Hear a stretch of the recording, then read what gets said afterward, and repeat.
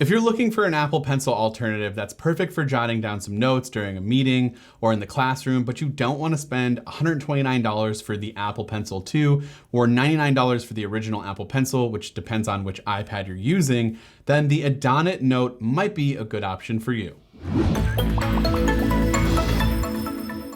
Before we get started, be sure to subscribe and hit the bell to get notifications whenever we share a video. The Adonit Note comes in at $49, which is significantly cheaper than the previously mentioned Apple Pencils. The Logitech Crayon, which is also another cheaper option that works well with the iPads that support Apple Pencil, is listed at $69, but you can find it closer to that $50 price tag on other reputable websites. The problem with the Crayon for me is that it's developed more for younger children, so it looks like something a child would use, which is not a big deal, but if you're looking to take this to work, it might not be the best option, so that's something to keep in mind. So for $49, what exactly are you getting with the Adonit Note?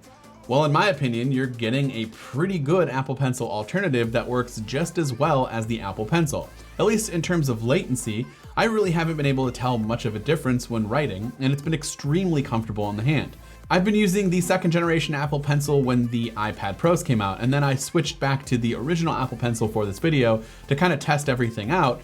And I've noticed that the first Apple Pencil is pretty uncomfortable to write with. The second gen Apple Pencil's flat ridge actually makes writing with it a much more enjoyable experience. And I was afraid that I'd missed that with the Adonit Note, and that just wasn't the case. The Note looks like a regular pen, and it really just feels like I'm using one too. It feels like I'm using a nice pen with my iPad, and I really like this experience. It's not trying to do or be anything more than what it is. There are two colors, a gold and a black option, and I'm personally happy with the black model that has the gold accents. It's a very clean and minimal look. Speaking of clean and minimal, there really isn't a whole lot going on with the Note aside from the power button towards the bottom, and then there is an LED indicator light right above that power button, and then there's some Adonit Note branding and a micro USB charging port at the top. One other cool feature is to pair this with your iPad. All you have to do is simply press the power button on the Adonit Note, and that's it. There's no fumbling around with Bluetooth settings or menus, just turn it on and start writing. Of course, there are a few negatives with the Note. For me personally, there are two main issues with the Note, and charging is one of them. Micro USB is something I wish we could get rid of entirely, but companies still use it, and so in this case, you're going to need to have a micro USB cable. You can use the one that's inside the box or whatever one you have, but you're gonna have to carry that around with you. I would have preferred to see Lightning or USB-C since they designed this product with the 2018 iPad Pros in mind, which has a USB-C port. Thankfully, battery life is actually pretty excellent, and so charging is not something you'll have to do all too often.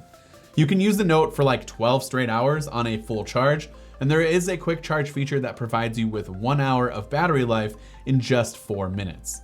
If you're an artist, the Adonit Note might not work out for you since it's missing pressure sensitivity. And so shading or trying to have different levels of thickness in your lines when drawing, it's gonna be an issue. And there are other products like the Apple Pencil 2, which is much better for this. Aside from those two issues, however, I've had nothing but positive thoughts about the Adonit Note so far. The native palm rejection works great. I can rest my hands on my iPad Pro and there's no accidental writing or issues in that department. And as I mentioned before, the latency is actually pretty incredible for something that's not an Apple Pencil. Now, it's not as great as the Apple Pencil, but for most people, it's really gonna be not a big deal or really that big of a difference. And it looks fantastic, and it's more suitable for the workplace over something like the Logitech Crayon, which is targeted more towards children.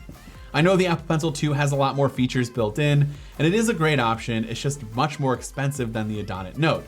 And so for those who want to cut out the fluff and are just looking to write down some thoughts or some notes on their iPad, then there is absolutely no need to spend the extra $50+ for either Apple Pencil. So let me know what you think about this product in the comment section down below. If you have one, let me know your thoughts, or if you're thinking about picking up a different alternative, let me know which one in the comments down below. This has been Dan with Mac Rumors. Thanks for watching, and I hope to see you around in the next video.